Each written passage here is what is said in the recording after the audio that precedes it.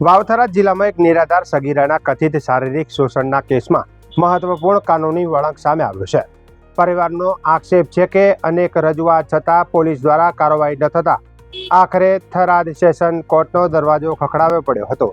કોર્ટે રજૂ થયેલા મુદ્દાઓને ધ્યાનમાં લઈને વાવ પોલીસને ગુનો નોંધવાનો આદેશ આપ્યો, જેના આધારે પાટણ જિલ્લાના સાતલપુરના તત્કાલીન મામલતદાર ડીડી પંડ્યા પીડિતાની કાકી સપના દરજી અને કાકા બાબુ દરજી વિરુદ્ધ પોક્સો એક્ટ સહિતની ગંભીર કલમો હેઠળ ગુનો નોંધાયો છે. હવે સમગ્ર કેસની તપાસ શરૂ થતાં પીડિતાને ન્યાયની નવી આશા જાગી છે. વાવથરા જિલ્લાના વાવ તાલુકાના એક ગામની 17 વર્ષની સગીરા સાથે કથિત શારીરિક શોષણ અને અડપલાનો ગંભીર મામલો સામે આવ્યો છે. પોલીસ ફરિયાદ મુજબ પીડિતાના પિતાના અવસાન બાદ પરિવારજનો વચ્ચે થયેલી ચર્ચા દરમિયાન સમગ્ર ઘટનાનો ખુલાસો થયો હતો અને ત્યારબાદ સગીરાએ પોતાની સાથે બનેલી ઘટના પરિવારના સભ્યોને જણાવી હતી. આ કેસમાં સૌથી કરુણ પાસું એ છે કે પીડિતા આજે મા અને બાપ બંનેની છત્રછાયા વગરનું જીવન જીવી રહી છે. નિરાધાર બનેલી આ સગીરા પોતાના માટે ન્યાયની લડત લડી રહી હતી.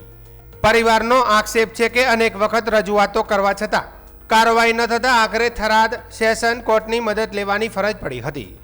ફરિયાદ મુજબ એક આરોપી સગીરાના ઘરે આવતો જતો હતો અને તેના પર ખરાબ નજર રાખતો હતો. એક પ્રસંગે આરોપીએ સગીરાને અયોગ્ય રીતે સ્પર્શ કરી અશ્લીલ હરકતો કરી હોવાનું ફરિયાદમાં જણાવાયું છે.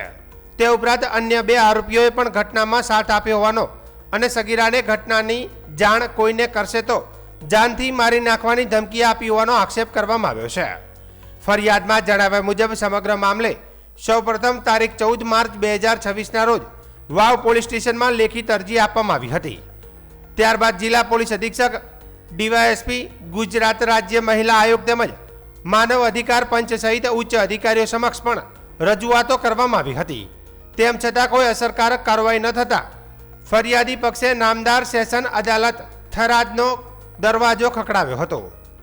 સુનાવણી દરમિયાન ફરિયાદી પક્ષ તરફથી એડવોકેટ વિદ્વાન ધારાશાસ્ત્રી ચિંતનભાઈ આર ત્રિવેદી દ્વારા રજૂઆત અને દલીલો કરવામાં આવી હતી. દલીલો સાંભળ્યા બાદ નામદાર સેશન કોર્ટે ભારતીય નાગરિક સુરક્ષા સંહિતાની કલમ 175(3) હેઠળ વાવ પોલીસને ફરિયાદ દાખલ કરી કાયદેસરની કાર્યવાહી કરવાનો આદેશ કર્યો હતો. કોર્ટના આદેશના અનુસંધાને વાવ પોલીસે દિનેશ દુદાજી પંડ્યા, સપનાબેન બાબુભાઈ દરજી અને બાબુભાઈ ગુવાભાઈ દરજીના વિરુદ્ધમાં ભારતીય ન્યાય સંહિતાની કલમ 351(2), 352 તેમજ પોક્સો એક્ટની સંબંધિત જોગવાઈઓ હેઠળ ગુનો નોંધી તપાસ શરૂ કરી છે. સપના કાકી અને ડીડી પંડ્યાને ખરાબ સંબંધ હતા અને અવારનવાર મારા ઘરે આવતા પછી ત્યાં જતા. એટલે એક દિવસ એવું થયું કે હું ઘરે હતી એકલી અને એકવાર આવ્યો હતો તો એમના ઘરે ગયા અને પછી સપના કાકીએ મને ફોટા પાડવા બોલાવી હતી. પછી એમ કહ્યું કે અમારા ફોટા પાડ, તો ત્યાર તો સંબંધ તરીકે મેં ફોટા પાડ્યા હતા. પછી મને ખબર પડી કે આની નજર મારા ઉપર ખરાબ છે. પછી એક દિવસ ત્યાં એટલે મને ફરતી ફોટા પાડવા બોલાવી, પણ મેં ત્યારે ફોટા પાડવા ના પાડી. પછી સપના કાકી બાબુ મળી મને ધમકી આપી કે આવું કોઈ કીધું તો તને જીવથી મારી નાખીશું. મારા કને દિનેશ પંડ્યાએ ચેનચાળા કર્યા શરીર જોડે. પછી મને એવી રીતે ધમકી આપી તો મારી નાખીશ એમ કીધું. પછી મારા પપ્પાને મેં આ વાત કોઈને કરી નહીં, કેમ કે મને ડર હતો કે મારા ભાઈને મારા પપ્પા મારી નાખશે. મારી મમ્મી તો એ 1.5 વર્ષથી એક્સપાયર થઈ. હું મારા પપ્પા સાથે મારા ભાઈ સાથે રહેતી હતી. પછી મને એવો ડર લાગતો એટલે મેં કોઈને વાત નથી કરી. પછી મારા પપ્પાને આવી રીતે ખોટા કેસમાં ફસાયા, મારું નામ લખાયું કે અમે પૈસા માંગ્યા. અમારે તો કોઈને અમને કશું દિનેશ પંડ્યા અમે ઓળખતા નહોતા. મેં ખાલી જોયો તો તેમાં પણ મેં વાત નથી કરી. મને આવી રીતે ડરાવતા હતા. એટલે પછી મને એમ કીધું કે દિનેશ પંડ્યાને મને બોલાવી.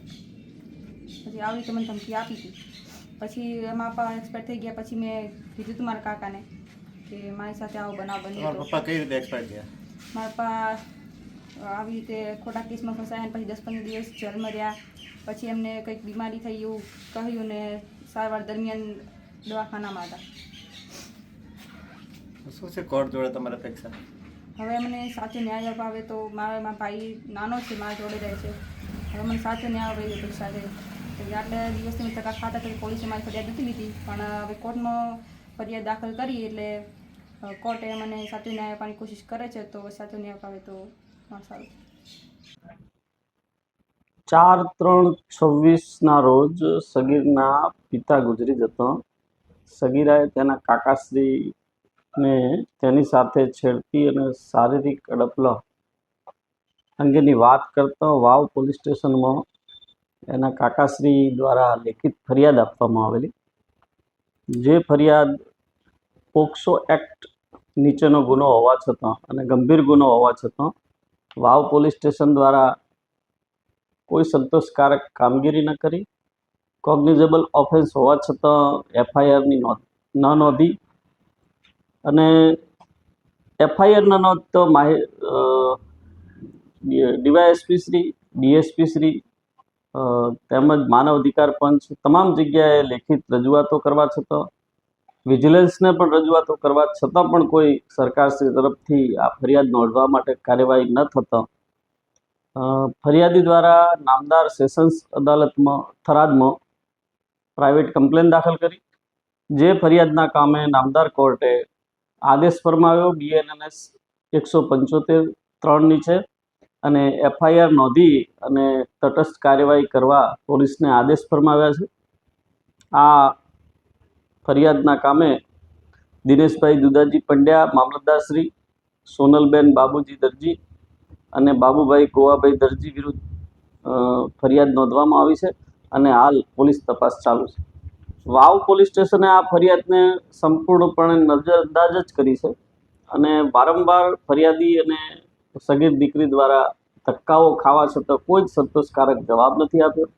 ઇવન 2 થી 3 મહિના સુધી સગીર બાળાનો કે એના કાકાશ્રીનો કોઈ જવાબ પણ લેવામાં નથી આવ્યો. અંતે કંટાળી અને ફરિયાદીને એવું થયું કે અહીં ન્યાય નહીં મળે, માટે નામદાર સેશન્સ અદાલત થરાદમાં એમણે પ્રાઇવેટ કમ્પ્લેન દાખલ કરી. એક નિરાધાર સગીરા જેના માથે આજે માતા પિતાનો સહારો નથી, એવી દીકરીને પોતાની ફરિયાદ નોંધાવવા માટે પોલીસથી લઈને કોર્ટ સુધીની લડત લડવી પડે. હવે કોર્ટના હસ્તક્ષેપ બાદ ગુનો નોંધાયો છે અને સમગ્ર કેસની તપાસ શરૂ થઈ છે. આરોપો સાબિત થવાના બાકી છે અને હવે તપાસમાં શું તથ્યો સામે આવે છે તથા કાયદેસરની કાર્યવાહી કેટલી ઝડપથી આગળ વધે છે તેના પર સૌની નજર મંડાયેલી છે.